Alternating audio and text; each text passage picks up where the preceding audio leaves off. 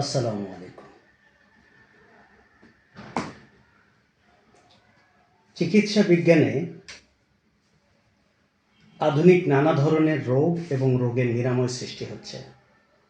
আমরা প্রতিনিয়ত নিত্য নতুন রোগ দেখছি এবং সেই রোগগুলো নিরাময়ের জন্য নিত্য নতুন বিজ্ঞান ভিত্তিক চিকিৎসাও দেখছে এবং তার জন্য নতুন নতুন ডাক্তার, নতুন নতুন অভিজ্ঞতা এবং প্রযুক্তি আবিষ্কার হচ্ছে। কিন্তু এমনও রোগ আছে যেই রোগ সমাজের, পরিবারের এবং মানুষের জীবনকে সাংঘাতিকভাবে ব্যাহত করছে। সমাজ তার শৃঙ্খলা হারিয়ে ফেলছে।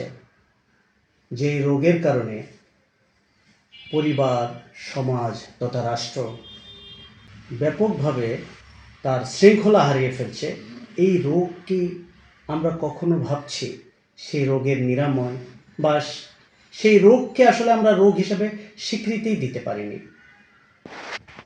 যেমনটা কাউকে যদি আমার ভালো লাগে, আমি ফিল করি যে এই ব্যক্তিকে আমার খুব ভালো লাগছে, তার রূপ বা গুণ আমি মনে মনে ফিল করি, আনন্দিত ফিল করি, আমার ভিতরে অন্যরকম একটা ফিলিংস কাজ করে এবং সেটাকে আমি আমার স্বাভাবিক জীবনের একটা সৌন্দর্য মনে করছি যে আমার ডাল জীবন একটা নতুন একটা মনে হয় একটা নতুন একটা গতি পেল। কাউকে আমার ভালো লাগছে, ভাবছি তার সৌন্দর্য, তাকে নিয়ে আমার আরও বেশি ব্যস্ত হওয়ার চেষ্টা করছে। কিন্তু কখনো ভাবছেন এটা একটা রোগ এবং এই রোগেরও চিকিৎসা দরকার? হ্যাঁ, ঠিকই ধরেছেন, আমি সেই কঠিন ব্যাধি পরকীয়ার কথা বলছি। এই পরকীয়া নামক এই ব্যাপক ছড়িয়ে পড়া একটা ব্যাধি আমাদের সমাজে কি রোগ হিসাবে স্বীকৃতি পেয়েছে এবং তারও যে বিজ্ঞান ভিত্তিক এবং ধর্মভিত্তিক নিরাময় আছে তা কি আমরা ভাবতে পারছি? হ্যাঁ, রোগ সৃষ্টি হবে, রোগ সৃষ্টি হওয়াটা খুব স্বাভাবিক। সমাজে মানুষ থাকলে মানুষের রোগ সৃষ্টি হবে। আমরা প্রতিনিয়ত সেই রোগকে ফেস করব, সেই রোগ থেকে নিরাময় হওয়ার জন্য চেষ্টা করব।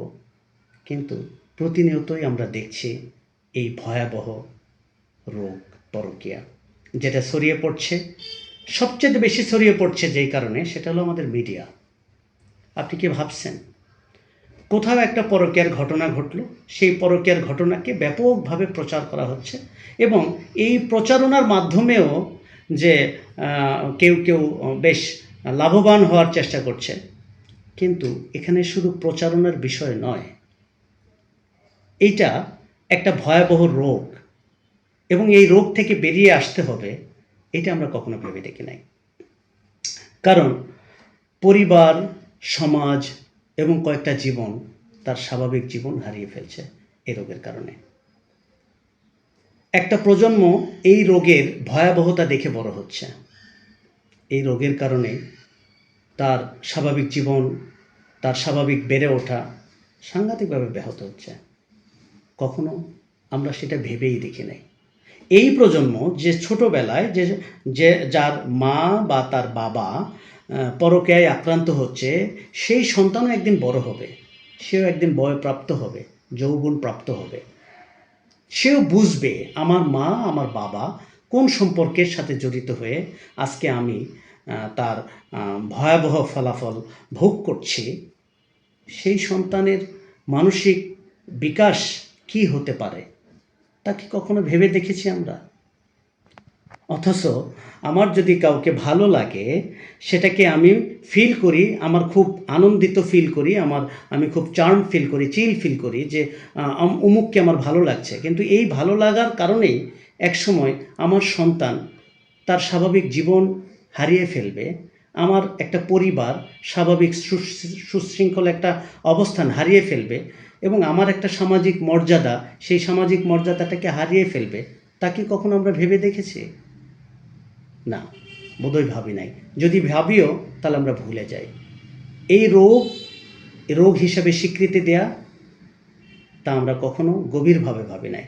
কারণ যদি গভীরভাবে ভাবতাম তাহলে আমরা কাউকে ফিল করা বা কাউকে মনে করা, কারো সৌন্দর্যে বিমোহিত হওয়াটাকে রোগ ভাবতাম এবং সেখান থেকে বেরিয়ে আসার চেষ্টা করতাম। ভয় করতাম সৃষ্টিকর্তাকে, ভয় করতাম ধর্মীয় সেই শাস্তির কথা ভেবে। আসলে এই রোগের বড় কারণটাই হলো ধর্মীয় মূল্যবোধ এবং সামাজিক মূল্যবোধ থেকে বেরিয়ে আসা। আমরা আমাদের সামাজিক এবং ধর্মীয় মূল্যবোধকে গুরুত্ব দিচ্ছি না। ধর্মীয় মূল্যবোধে কি বলে এবং ধর্মে পরকীয়ার শাস্তি কী, এই বিষয় নিয়ে আমাদের ভাবা উচিত এবং স্টাডি করা উচিত। পরবর্তী এপিসোডে আমরা ধর্মীয় মূল্যবোধের ব্যাখ্যা, পরকীয়ার শাস্তি, কেন পরকীয়া যুক্ত হওয়া নরনারীকে আল্লাহ চরমভাবে ঘৃণা করে, তা আমরা পরবর্তী এপিসোডে ব্যাখ্যা করব ইনশাআল্লাহ। ধন্যবাদ, সবাই ভালো থাকবেন। আসসালামু আলাইকুম।